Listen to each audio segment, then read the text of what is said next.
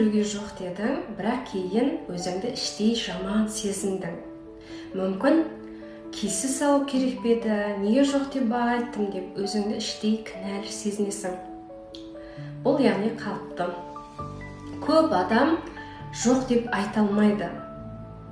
Яғни жоқ деп айтса, өзін бір іштей кінәлі сезінеді. Бұл бізде себебі кішкентай кезімізде ата-анамыздан, қоршаған ортамыздан жақсы болуың керек, барлығын ренжітпе, келсе сал деп кішкентай кезімізде осылай бізді үйреткеннен.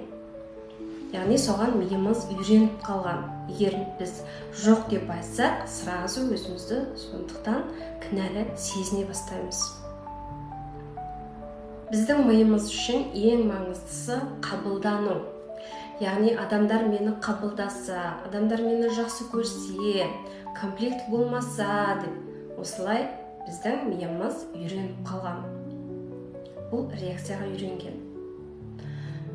Егер біз жоқ деп айтатын болсақ, мені қабылдамайды, яғни комплекті пайда болады, мені жақсы көрмей қалады, менімен дос болмай қояды деп біз яғни қорқамыз.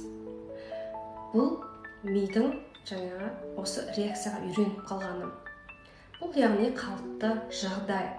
Сен жаман деген жоқ деп айтқаннан сен жаман болмайсың. Яғни сен өзіңнің шекараңды қорғап жатсың. Жоқ деп айту арқылы өзіңді құрметтегенің, өзіңді қорғағаның, өзіміздің шекарамызды қорғаған болып саналады. Жоқ деп айтуды үйрену үшін не істеу керек? Біріншіден, сізге жоқ деп айтыңыз, кінәлі сезім келді, сразу сол сезімді оппа деп ұстап алып, сол сезімді қабылдау. Ол нормально это. Менде қазір кінәлі сезініп жатырмын. Бұл қалыпты жағдай, менің миым осылай бұрын барлығын қабылдап үйреніп қалған, енді жоқ дегенге қарсыласып жүрді.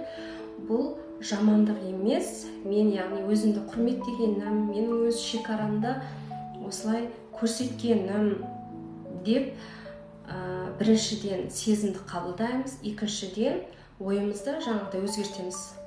Мен жаманмын деген сөз емес, мен біріншіден өзімнің шекарамды қорғап жатырмын, өзімді құрметтеп жатырмын деп осылай ойымызды өзгертеміз. Үшіншіден, кішкентай жаңағы ситуацияларға байланысты жоқ деп айтуды үйреніп бастаңыз. Яғни барлық адамға ұнау жағу мүмкін емес. Жоқ деп айту арқылы өзіңді құрметтейсің, өзіңдің шекараңды қоясың, деген құрметің арта түседі. Сол жоқ деп айта алудан бастап сенің өмірің өзгере бастайды. Егер осы видео ұнаған болса, лайк басып, каналыма жазылуды ұмытпаңыз. Тағы да келесі видеоларда кездескенше сау болыңыздар.